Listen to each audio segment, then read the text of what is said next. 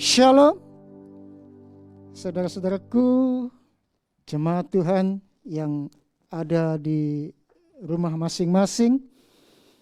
Saya berdoa saudara senantiasa diberkati Tuhan, dan hari ini yakinlah hadirat Tuhan pun ada di dalam rumahmu. Puji nama Tuhan. Hari ini hari yang indah. Kita kembali beribadah walaupun secara online, tetapi tidak mengurangi kesungguhan kita beribadah. Terima kasih, Tuhan Yesus memberkati. Hari ini saya ingin menyampaikan satu materi firman Tuhan, yaitu membangun komunikasi yang bermakna dalam keluarga. Ya. Kalau berbicara komunikasi yang bermakna, berarti ada komunikasi yang tidak bermakna atau komunikasi yang buruk. Ya. Jadi Tuhan ingin setiap keluarga-keluarga umat-umat Tuhan harus memiliki komunikasi yang bermakna. Jangan sebaliknya, ya. Nanti kita akan tahu kenapa hal itu harus terjadi di dalam setiap kehidupan anak-anak Tuhan atau keluarga-keluarga orang-orang percaya. Terlebih dahulu kita akan membaca di dalam kitab Ulangan pasal ke-6. Ya. Ulangan pasal ke-6 ayat 4 sampai 9 dikatakan begini. Dengarlah hai orang Israel, Tuhan itu Allah kita, Tuhan itu esa. Kasihilah Tuhan Allahmu dengan segenap hatimu dan dengan segenap jiwamu dan dengan segenap kekuatanmu. Apa yang kuperintahkan kepadamu pada hari ini haruslah engkau perhatikan, haruslah engkau mengajarkannya berulang-ulang kepada anak-anakmu dan membicarakannya apabila engkau duduk di rumahmu, apabila engkau sedang dalam perjalanan, apabila engkau berbaring dan apabila engkau bangun. Haruslah juga engkau mengikatkannya sebagai tanda pada tanganmu dan haruslah itu menjadi lambang di dahimu. Dan haruslah engkau menuliskannya pada tiang pintu rumahmu dan pada pintu gerbangmu. Ya, jadi perkataan ini disampaikan Musa kepada umat-umat Tuhan, yaitu umat-umat Israel, supaya apa? Supaya mereka mengajarkannya senantiasa akan perintah-perintah Tuhan. Nah, kalau tadi saya katakan bahwa komunikasi yang bermakna harus dilakukan terjadi di dalam rumah tangga orang-orang percaya. Kenapa? Kalau kita tadi membaca pada ayat yang ke-7,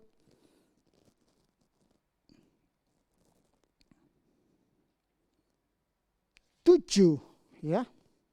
Ayat yang ke-7 dikatakan, haruslah engkau mengajarkannya berulang-ulang kepada anak-anakmu dan membicarakannya apabila engkau duduk di rumahmu. Sebelum saya lanjut, saya ingin mengajak juga membaca di dalam 1 Tesalonika 5 ayat ke-11. 1 Tesalonika 5 ayat yang ke-11. Ya. Itu di atasnya ayat 8, kita akan baca ayat 11. Karena itu nasihatilah seorang akan yang lain dan saling membangunlah kamu seperti yang memang kamu lakukan. Saya melihat ada dua hal yang perlu diperhatikan oleh kita sebagai orang-orang percaya di dalam membangun komunikasi yang bermakna, yaitu bahwasanya komunikasi yang bermakna di dalam ayat 7 dikatakan engkau harus mengajarkan, ya, mengajarkannya berulang-ulang dan membicarakannya apabila engkau duduk di rumahmu. Kemudian pada 1 Tesalonika 5 ayat 11 dikatakan, karena itu nasihatilah seorang akan yang lain dan saling membangunlah kamu seperti yang memang kamu lakukan. Jadi berbicara mengenai komunikasi yang bermakna, yaitu adalah kita harus mengajarkan secara berulang-ulang kepada anak-anakmu, membicarakannya. Kemudian 1 Tesalonika 5 ayat 11, nasihatilah. Ya. Jadi berbicara tentang komunikasi yang bermakna adalah bagaimana orang tua mengajarkan tentang firman Tuhan. Perintah-perintah Tuhan dan menasehati. Ya. Jadi di dalam setiap kehidupan orang-orang percaya di dalam rumah tangga mereka, Tuhan ingin ada komunikasi yang bermakna di mana sebagai orang tua, dia harus mengajarkan firman Tuhan, perintah Tuhan secara berulang-ulang dan menasehati setiap anak-anaknya dengan kebenaran firman Tuhan. Ini dulu yang harus kita pahami bersama. Ya. Kalau engkau membicarakan di luar firman Tuhan, di luar perintah Tuhan, sama saja engkau sedang berkomunikasi dengan hal-hal yang tidak bermakna. Ya. Puji Tuhan. Next. Sebelumnya. Nah, ya. Sayangnya di zaman era digital ini, ya, komunikasi di antara sesama anggota keluarga menjadi terhambat. Sesungguhnya pada era pandemi ini, ketika kita dihimbau untuk tidak sering-sering bepergian keluar rumah, maka sebetulnya setiap anggota keluarga mempunyai kesempatan sangat banyak untuk saling berkomunikasi dengan anggota-anggota keluarga yang lain.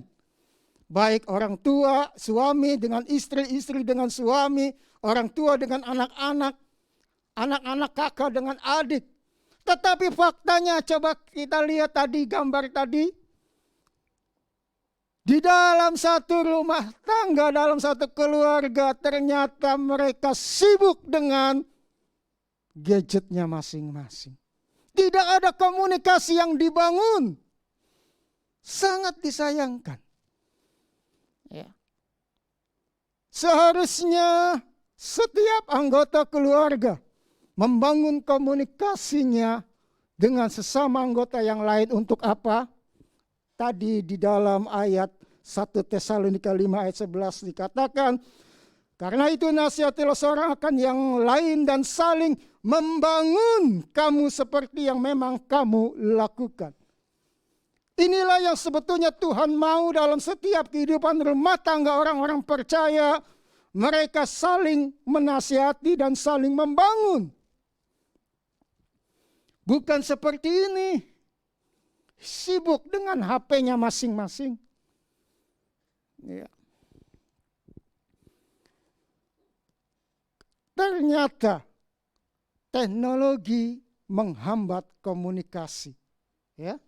Dikatakan di era digital saat ini, gadget atau gawai yang seharusnya menjadi alat yang membantu komunikasi, malah seringkali menjadi penghambat komunikasi.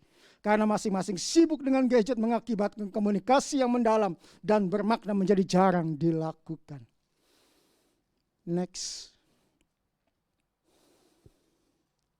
Lalu bagaimana kita membangun komunikasi yang bermakna? Ya. Bagaimana kita membangun komunikasi yang bermakna? Ada 3 hal yang saya ingin ulas. Pertama, bangunlah komunikasi dari hati ke hati. Kedua, jadilah pendengar yang baik. 3, saling mendorong dan menguatkan. Next. Pertama, yang harus dilakukan oleh setiap kita sebagai keluarga-keluarga, anggota-anggota rumah tangga di dalam keluarga-keluarga Kristen, bangunlah komunikasi dari hati ke hati. Ya. Di dalam keluarga biasakan membangun komunikasi pada tingkat yang ketiga, yaitu komunikasi dari hati ke hati. Namun sebelum terbangun komunikasi ini, pastikan bahwa di dalam rumah terdapat atmosfer surgawi, yaitu anugerah berlimpah-limpah di mana terdapat kasih dan penerimaan tanpa syarat di dalam keluarga. Iya. Bagaimana kita membangun komunikasi yang bermakna di dalam keluarga orang percaya? Yang pertama adalah membangun komunikasi dari hati ke hati. Ini harus dilakukan. Kenapa? Kalau kita membangun komunikasi hanya dari mulut ke mulut, ya, tentunya ada banyak dusta. Ada banyak kebohongan yang bisa terjadi. Seorang anak ketika dia berbicara kepada papahnya, karena dia takut dia marah oleh papahnya, dia bisa bercerita hal-hal yang penuh dengan kebohongan. Demikian juga seorang suami ketika berbicara kepada istrinya supaya istrinya tidak marah. Tidak sedikit suami berbicara tidak berdasarkan fakta yang benar. Inilah kalau komunikasi hanya terjadi di bibir saja, di mulut saja. Ada banyak dusta atau kebohongan-kebohongan yang disampaikan. Oleh sebab itu, untuk membangun komunikasi yang bermakna, yaitu tentang kebenaran firman Tuhan, tentang hal-hal yang benar, maka komunikasi itu harus dibangun dari hati ke hati.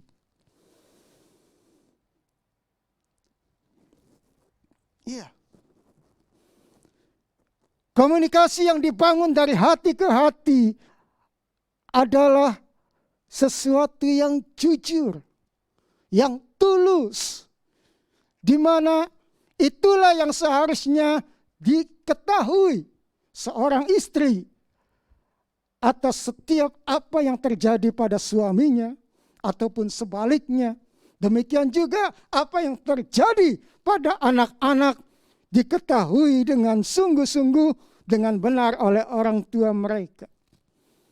Ada satu kisah bagaimana seorang anak yang mengalami masalah di sekolahnya karena kelakuannya yang banyak kali menimbulkan masalah, kemudian diultimatum oleh pihak sekolah supaya anak ini memanggil orang tuanya. Maka si anak pulang bertemu dengan papahnya. Ketika dia mau berbicara kepada papahnya, "Papa, aku mau bicara." Lalu si papa katakan, "Nah, jangan sekarang, aku sedang sibuk. Pergi saja ke mamamu."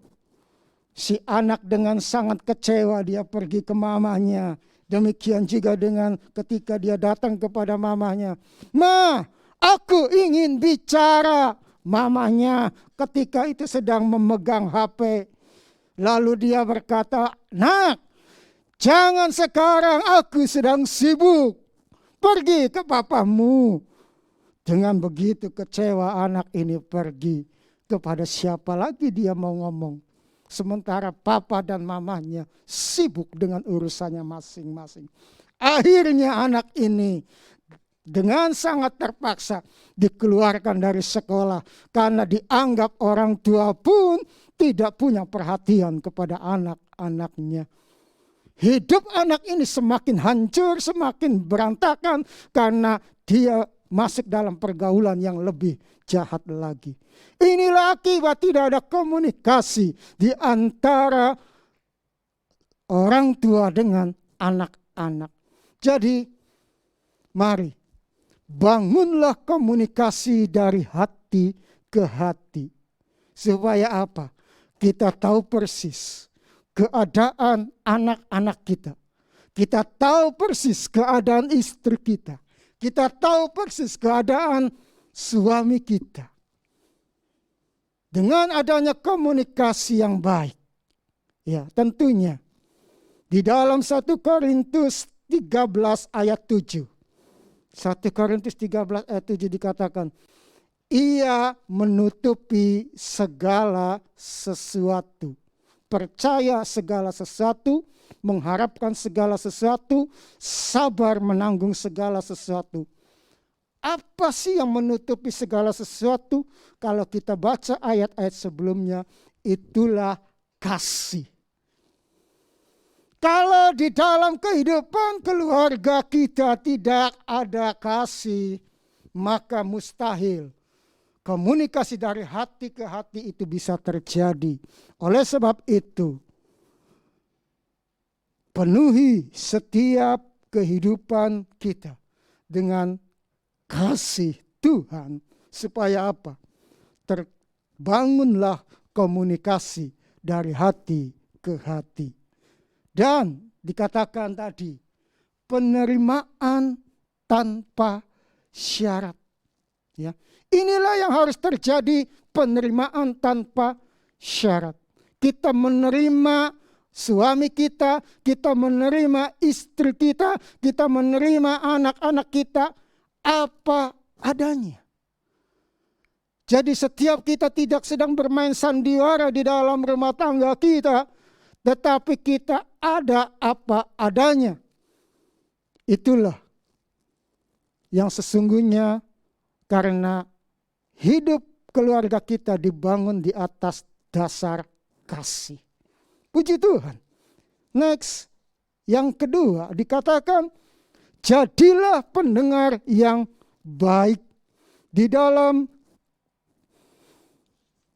mendengar, di sini dikatakan istilah pabing, ya, berarti mengabaikan lawan bicara dan lebih fokus pada ponsel. Pabing ini sangat tidak baik bagi interaksi di dalam keluarga dan juga interaksi sosial.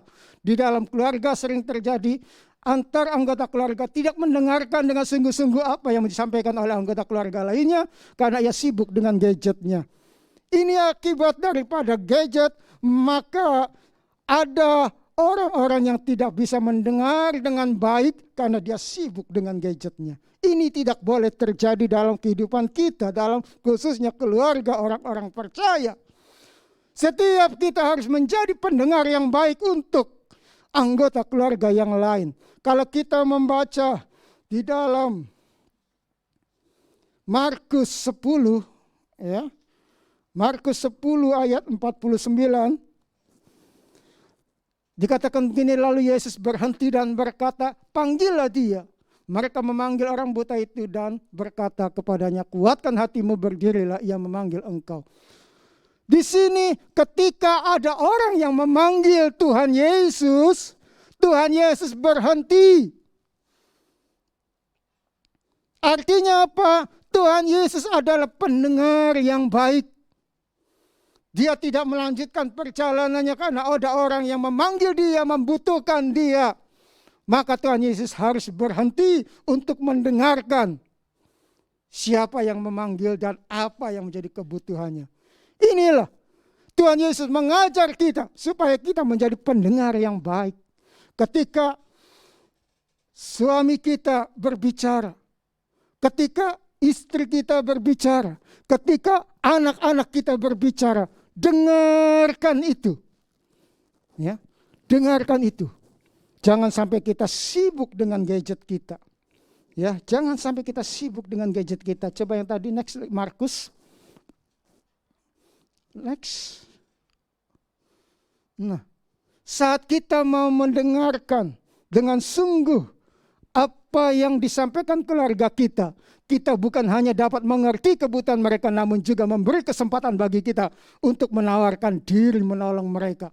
Bagi seseorang yang sedang dalam masalah, memiliki seseorang yang mau mendengarkan dengan sungguh-sungguh sudah merupakan hal yang meringankan bebannya. Ya, ketika kita sudah mendengar saja, maka orang yang menyampaikan keluhan, yang menyampaikan persoalan, bebannya itu merasa terkurangi. Apalagi kalau kita yang mendengarkan bisa memberi solusi, bisa menolong, bisa membantu. Seperti tadi contoh anak yang bermasalah di sekolahnya. Kalau saja sang ayah dia mau mendengar dengan baik, maka tidak terjadi itu namanya anak ini di DO.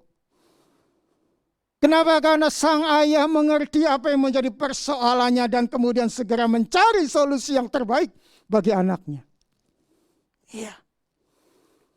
Jadi ketika kita menjadi pendengar yang baik, kita sudah membantu menolong orang yang sedang berbicara kepada kita.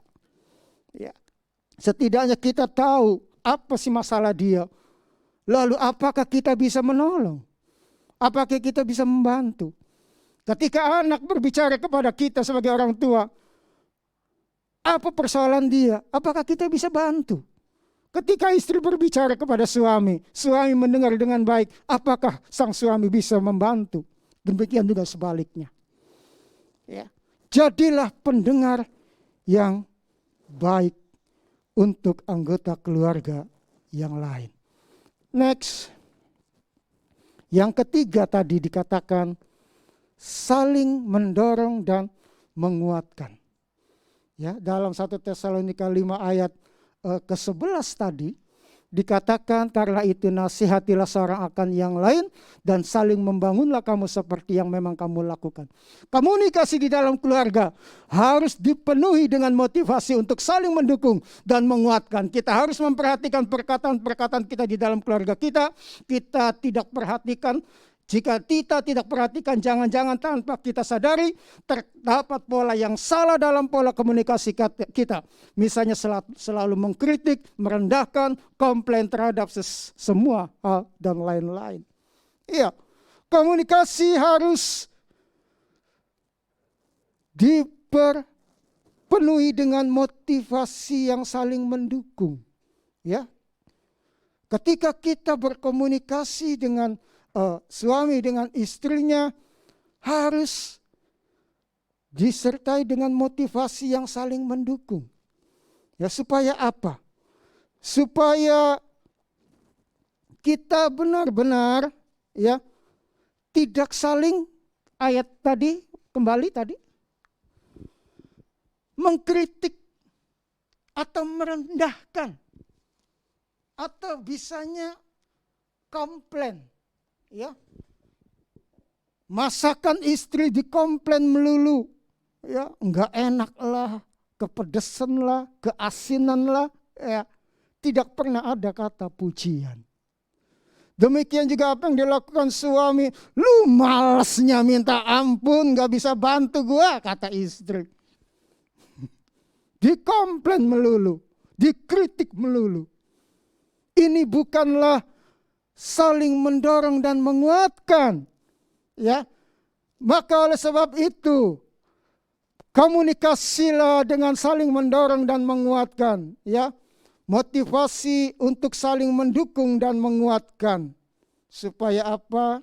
Kita harus memperhatikan perkataan kita dalam keluarga kita. Jangan-jangan tanpa kita sadari terdapat pola yang salah dalam komunikasi kita, yaitu apa? Kita acap kali mengkritik atau merendahkan entah suami terhadap istri atau sebaliknya atau terhadap anak-anak kita.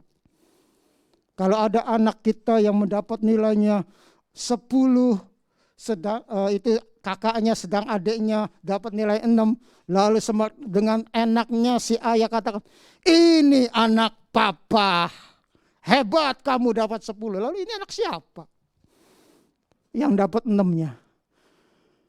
Bukankah si anak yang bungsu akan merasa begitu minder? Papanya mengagungkan anak yang besar karena mendapat 10, sedangkan yang dapat 6 tidak dibanggakan. Ya, jangan sampai itu terjadi. Ya, jangan sampai itu terjadi. Mari komunikasikan dengan motivasi yang saling mendukung dan menguatkan. Dengan demikian, ya, komunikasi yang bermakna itu akan terjadi dalam lingkungan keluarga kita. Apabila tadi dikatakan kita bisa saling berkomunikasi dari hati ke hati, apabila kita bisa menjadi pendengar yang baik, dan apabila kita saling mendorong dan menguatkan. Next. Di dalam keluarga Kristen, semua anggota keluarga harus bertumbuh menjadi murid Kristus lewat relasi di dalam keluarga. Bangunlah relasi menjadi relasi yang kuat melalui pola komunikasi yang bermakna. Itulah yang Tuhan minta dalam kehidupan kita. Ya, semua anggota keluarga harus bertumbuh menjadi murid Kristus. Kalau kita ingin bertumbuh di dalam Kristus, maka tadi dikatakan firman Tuhan, perintah-perintah Tuhan harus terus disampaikan. Ya, disampaikan kepada anggota keluarga, khususnya kepada anak-anak kita, supaya anak-anak kita boleh terus bertumbuh menjadi pribadi-pribadi yang kuat di dalam Tuhan.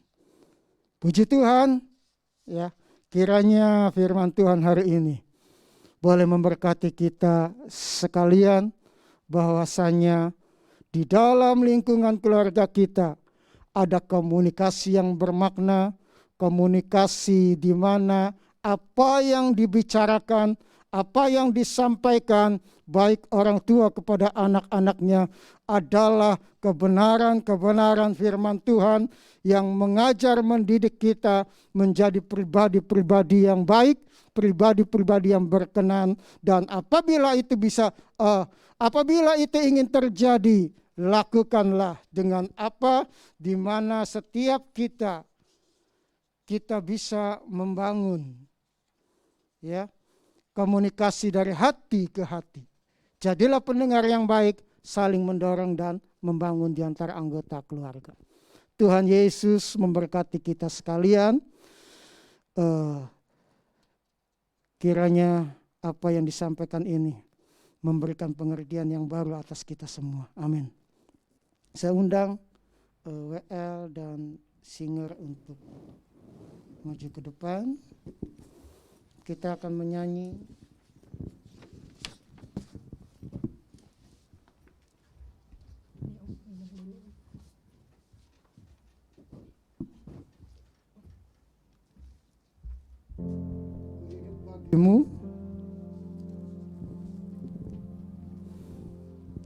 Yesus, kau kebenaran yang menyelamatkanku.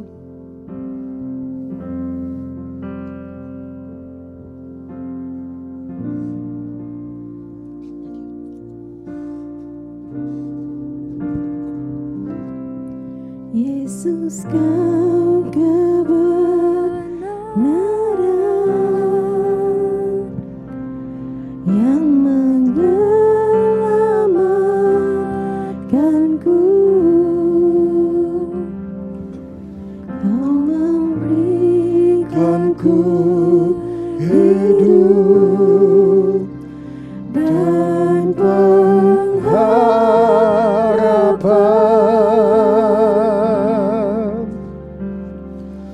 Ku ikut kehendak-Mu, ku perlu anugerah-Mu.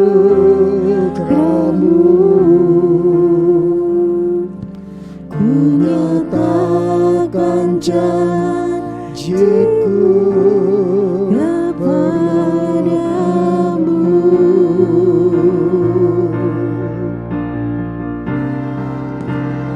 Kalau ku hidup bagimu, hatiku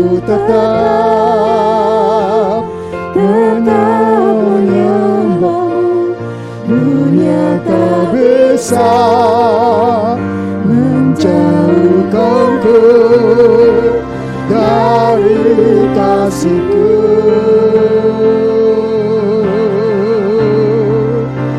Selama ku hidup bagimu, mataku tetap memandangmu.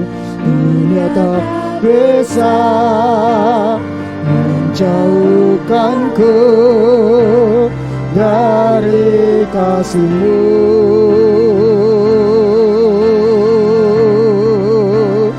Walau ku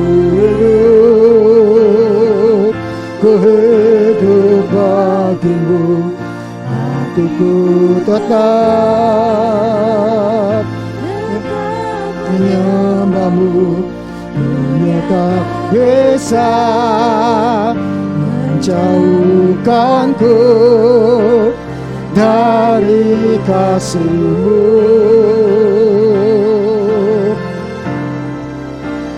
Selama ku hidup bagimu, mataku tetap memandangmu.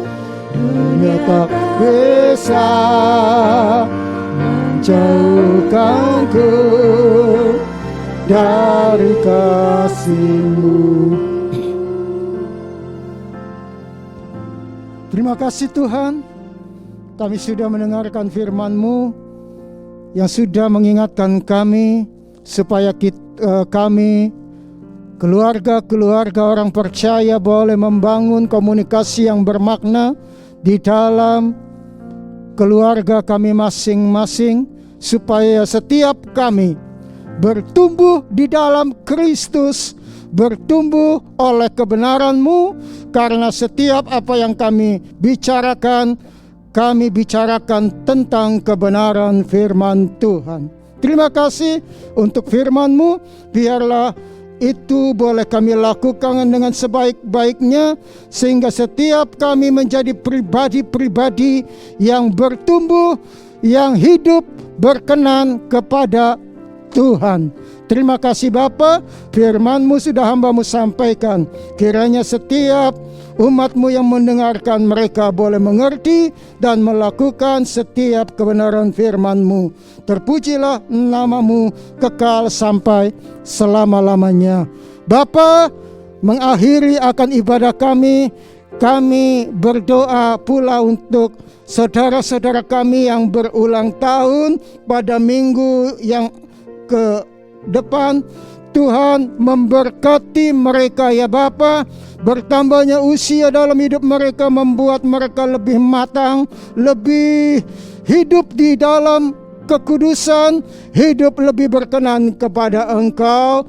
Biarlah mereka dipenuhi dengan damai sejahtera Tuhan dan kasih anugerah daripada-Mu menyertai setiap kehidupan mereka.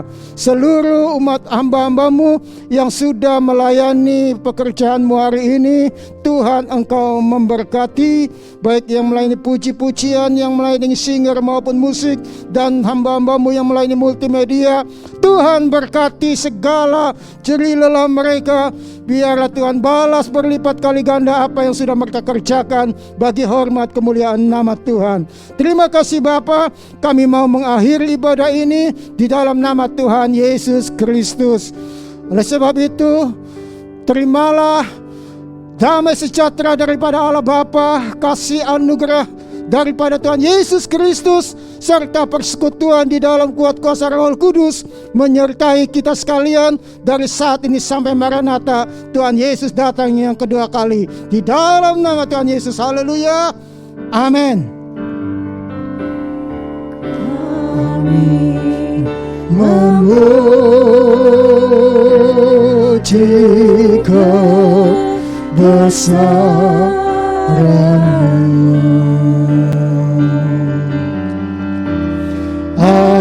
Ajaib Tuhan,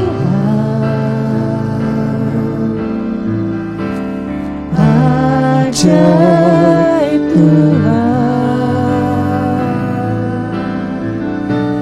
kami memuji puji kebesaran-Mu.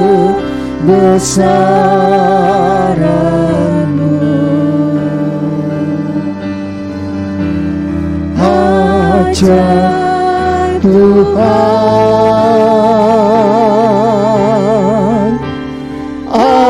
ajaib Tuhan, ajaib Tuhan,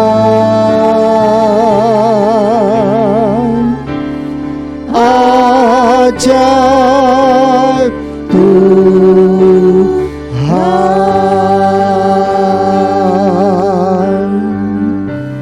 Selamat siang, Tuhan memberkati. Amin.